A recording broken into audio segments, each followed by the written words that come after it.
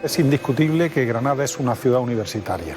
Lo es por su origen, su identidad precisamente desde el tiempo del Renacimiento hasta el presente, a la vida que inunda sus calles y a lo que ha tocado vivir para una ciudad identificada con el mejor modelo educacional, en mi opinión, del sur de España.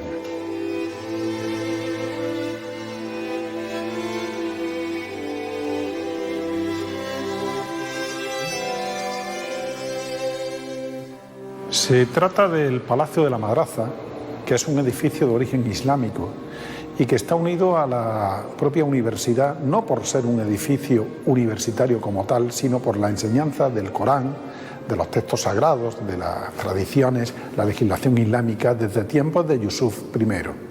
Y bueno, ya en aquel momento una escuela de altos estudios coránicos que vincula la idea de estudios superiores con la gran capital nazarí y con aquel momento de esplendor que significó esa ciudad de Granada. Evidentemente no es una universidad, es otra cosa, porque la universidad va a pertenecer a otro modelo que tiene que ver ya con la raíz, la Fundación Carolina, la promoción por el emperador Carlos V, pero es interesante que la Universidad de Granada pueda exhibir la posesión de un edificio vinculado a ese origen de la alta educación y ese origen de la necesidad de estudiar el Corán en aquel tiempo.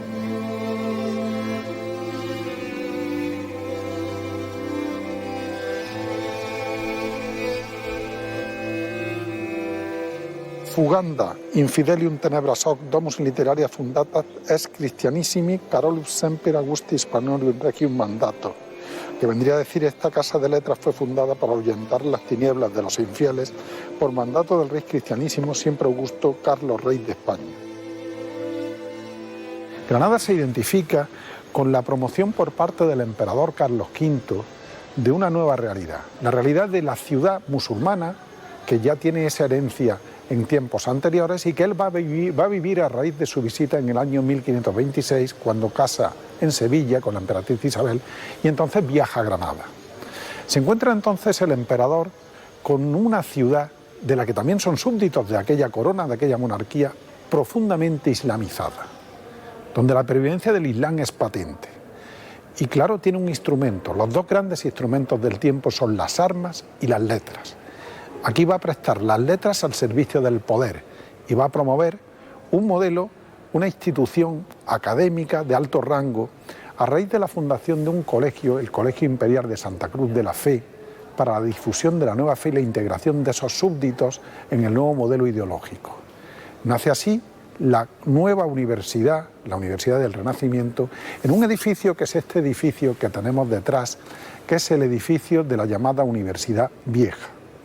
Y que precisamente entre sus lemas aparece en su balconada esa idea de despejar las tinieblas a los infieles para integrarlos en la Europa cristiana. Pero también hay otro elemento que coadyuva esa idea, y es Granada, su densidad institucional, la ciudad extraordinariamente premiada por el poder, necesita una clase dirigente, una clase que se ha de formar, una burocracia nueva, con el evidente apoyo de todo lo que significa el aparato institucional de la propia Iglesia. Recordemos que en la Universitas la cristiandad no posee fronteras en el Renacimiento, y es el Papa, como máxima autoridad de ese modelo, el que otorgaba los estudios universales. Promociona a Carlos V, otorga la bula el Papa Clemente VII.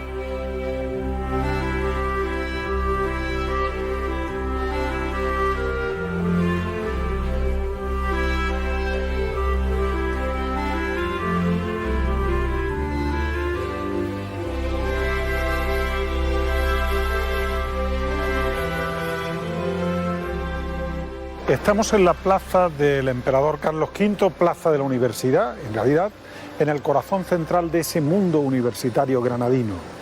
No solamente porque esté presidida por la figura del promotor, del fundador de la propia universidad, sino más por la presencia de una serie de edificios, como es la Iglesia de los Santos Justos y Pastor, como es también la actual Facultad de Derecho, pertenecientes al Colegio de San Pablo, al Colegio de la Compañía de Jesús, de los jesuitas, que se instala en Granada en la segunda mitad del siglo XVI y que va a convertirse paso a paso, tiempo a tiempo, en una de las médulas principales, en un eje esencial de la universidad históricamente para Granada.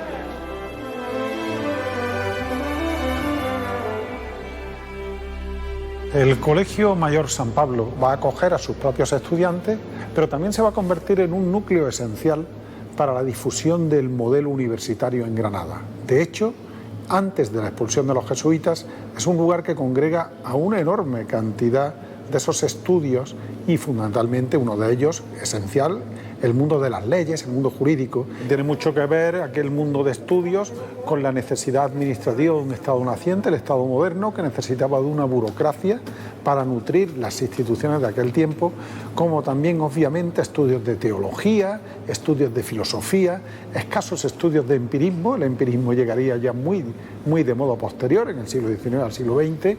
Este se convierte junto con otros, como el Colegio de San Jerónimo y alguno otro, en el gran promotor del mundo universitario, del mosaico que conforman los colegios universitarios.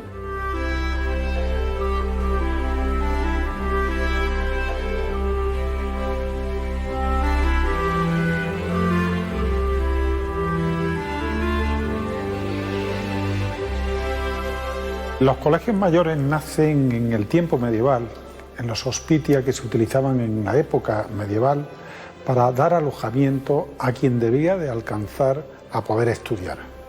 Este modelo madura paso a paso y ya en el siglo XVI florece en Castilla con los grandes modelos colegiales. Algunos tienen nombres muy significativos, como es el Colegio Fonseca, solamente conocido, y en Granada se incorpora con los primeros colegios, los primitivos colegios, hasta esta forma, este modelo que sería el Colegio Mayor de San Bartolomé y Santiago.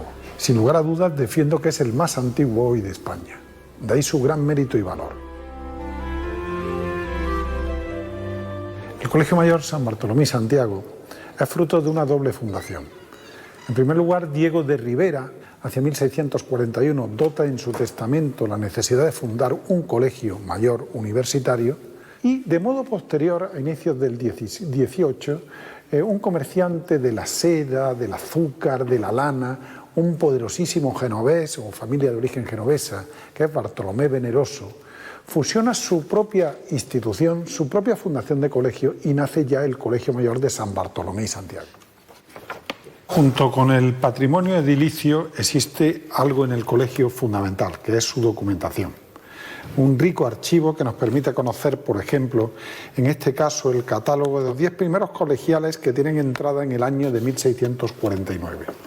A partir de ahí, año a año, la memoria del colegio la constituyen, entre otros documentos, esas anotaciones de una riqueza extrema sobre quiénes eran los colegiales que ingresaban, superado el expediente de limpieza de sangre, su lugar de procedencia y, en muchos casos, aquel oficio, aquel lugar en el cual luego ocuparon un papel, en la mayoría de las ocasiones, relevante.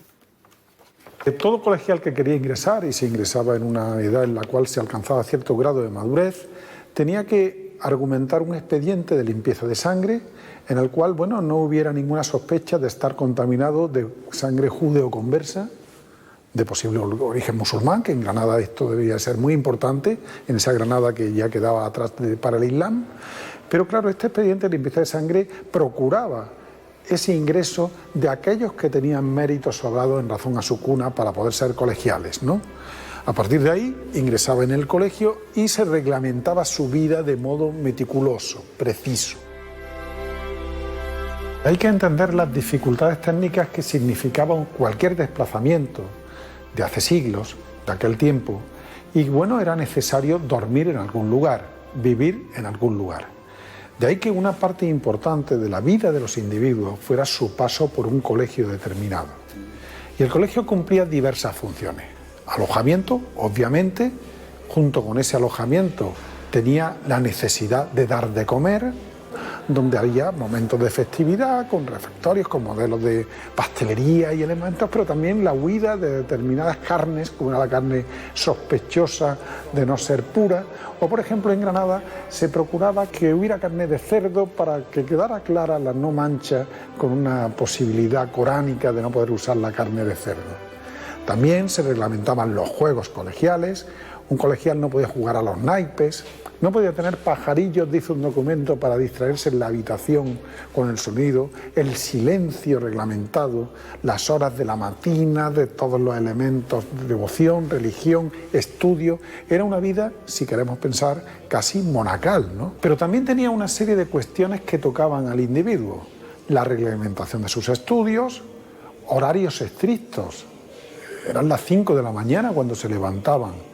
Eran las 9 de la noche cuando se mandaba silencio para acudir a las habitaciones a dormir. Y durante todas esas horas del día, la vida se repartía entre poder salir a la calle con manto y beca, acompañado siempre el mayor, un colegial mayor acompañaba a los neófitos, aquellos que comenzaban sus estudios, como también pues participar en las actividades universitarias y en las actividades del propio colegio, entre otras los rezos, toda la serie de acontecimientos que impregnaban una ideología también de fortísimo carácter religioso.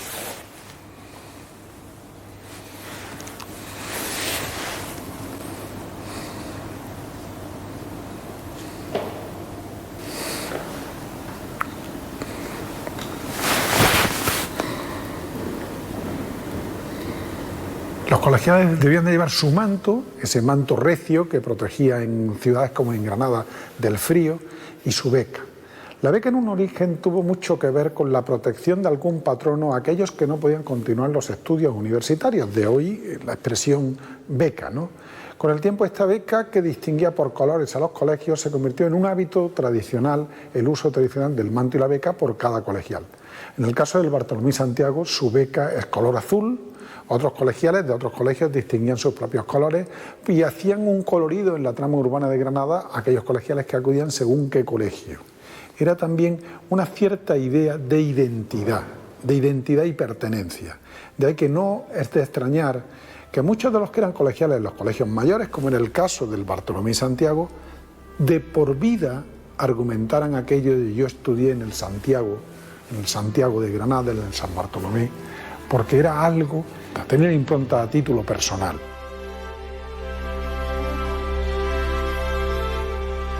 La identificación de los individuos con el lugar en el cual habían estado y habían pasado para ese mundo universitario en Granada se manifiesta en reflejar, trazado a buril, un mosaico de nombres que año a año, siglo a siglo, han ido acumulándose en la piedra del colegio, en esta piedra blanda que permite escribir y que permite dejar una huella del paso por aquí, por el lugar del San Bartolomé Santiago.